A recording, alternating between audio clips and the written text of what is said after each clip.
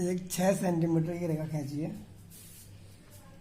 पास में 6 सेंटीमीटर की एक हमने रेखा खींच दी,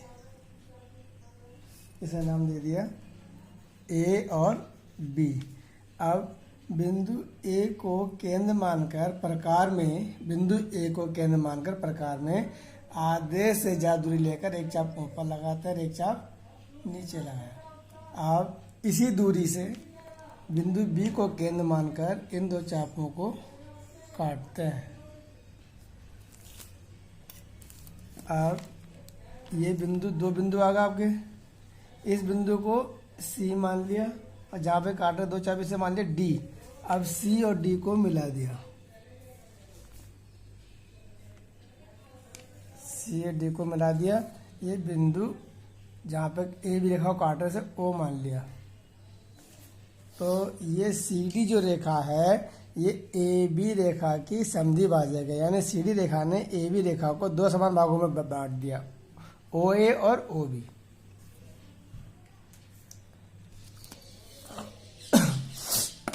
एक किसी भी दूरी की एक लाइन खींचिए,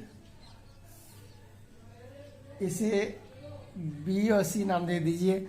अब बिंदु बी को केंद्र मानकर किसी भी त्रिज्या से एक चाप लगाया, ये इस तरह से लगाइए। ये बीसी बिंदु को क्यू पर काट रहा है। अब उसी त्रिज्या से बिंदु क्यू पर इसे रखिए और एक चाप लगाइए। एक चाप 60 डिग्री का होता है, एक चाप 60 डिग्री का होता है। इसे मिलाती हुई आगे रेखा, इन दोनों बिंदुओं को मिलाते हुए रेखा, सीधी रेखा खींच दीजिए। खींच दिया। जहाँ पर दूसरा चाप है इसे मान लो पी, ये चाप पी हो गया आपका। अब उस थोड़ा इसमें दूरी ले, इसमें कितनी भी त्रिज्या ले लीजिए प्रकार में और क्यू बिंदु से एक चाप लगाइए और फिर पी बिंदु से इस चाप को काटिए। अब जहाँ पर दोनों चाप काट रहे हैं इसे मान लीजिए बिंदु आर। अब बी आर को मिलाती हुई रेखा आगे एस तक बढ़ा दीजिए। ये एस तक हमने बढ़ा दी। तो कोण, ये ए हो गया। कोण ए बी सी का जो समद्विभाजक है वो क्या है, बी एस रेखाखंड है।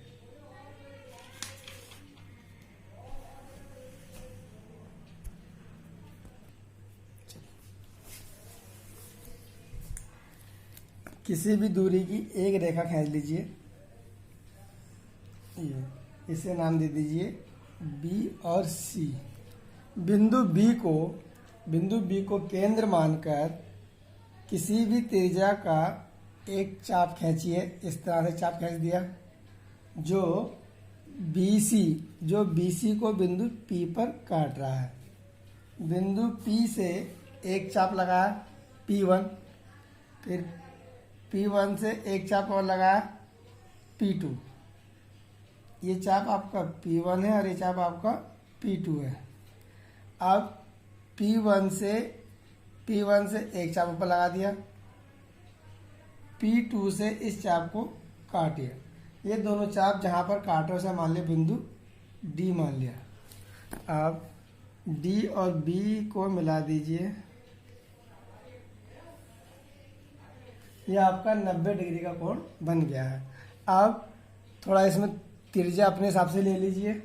बिंदु P से एक चाप खींचा, फिर ये जो समकोण की रेखा है यहाँ पे, ये है इस समकोण की रेखा। तो यहाँ से प्रकार केंद्र मान के से इस चाप को काट दीजिए। काटने के बाद जब चाप आप काटेंगे तो ये आपका आ गया आर बिंदु। आर बिंदु आ गया, आर बिंदु काट रहा है। अब बी आर को आगे बढ़ाती हुई रेखा बढ़ा दी, बी आर को मिलाते हुए रेखा आगे बढ़ाई एस तक। ये आपका बिंदु ए मान लीजिए। तो कोण ए बी सी का जो समद्विभाजक रेखाखंड है वो क्या है, बी एस है। इसी प्रकार से एक हमने किसी भी नाप की एक रेखा हमने किसी भी नाप की खींच दी। इस रेखा का नाम रख दिया बी और सी रेखाखंड रख दिया। अब बिंदु इसमें कितनी भी त्रिज्या, बिंदु बी को केंद्र मानकर कितनी भी त्रिज्या का, अपने हिसाब से कितनी भी त्रिज्या ले लीजिए प्रकार में, और एक चाप लगा दिया जो BC को बिंदु P पर काटता है। अब P से एक चाप लगा, फिर इससे एक चाप और लगा, एक चाप 60 डिग्री का होता है, तो 60 का ये 60 का 120 डिग्री कोण बन गया। 120 डिग्री का कोण आपका बन गया है, इसे मान लिया Q। अब इसमें कितनी भी त्रिज्या आप ले लीजिए, P को केंद्र मानकर एक चाप यहाँ लगा। अब Q को केंद्र मानकर इस चाप को काट दिया। ये दोनों चाप जहाँ पर काट रहे हैं उसे मान लिया बिंदु R। अब B R को मिला दिया, R और B को मिला दिया,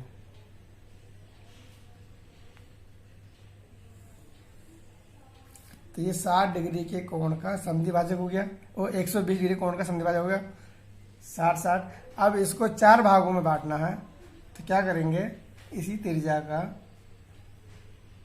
एक चाप आगे बढ़ा दीजिए, फिर यहाँ से इस चाप को काट दीजिए, तो इन दोनों समद्विभाजक कर दीजिए।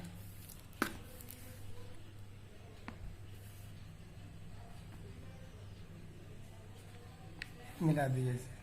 इसी प्रकार से इन दोनों बीच करना है समद्विभाजक। यहाँ रख के एक चाप ये लगाया, कितनी भी त्रिज्या ले लीजिए, यहाँ से चाप ये लगा लिया। अब इससे इसको मिलाते रेखाखंड आगे खींच दिया, 1 2 3 4, 120 डिग्री के 4 भाग हो गए। ठीक है, इसे मान लिया, इसे W मान लीजिए, इसे S मान लीजिए, इसे U मान लीजिए, इसे A मान लीजिए।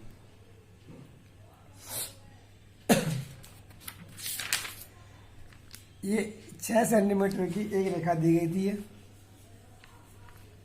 6 सेंटीमीटर एक रेखा दी गई थी, तो इसको हमने 2 समान भागों में बांट दिया। ये 60 डिग्री का कोण था, तो इस कोण को 2 समान भागों में हमने बांटा है। ये 90 डिग्री का कोण बनाया, उस कोण को 2 समान भागों में बांट दिया। ये 120 डिग्री का कोण बनाया और इसे 1 2 3 4 4 समान भागों में बांट दिया।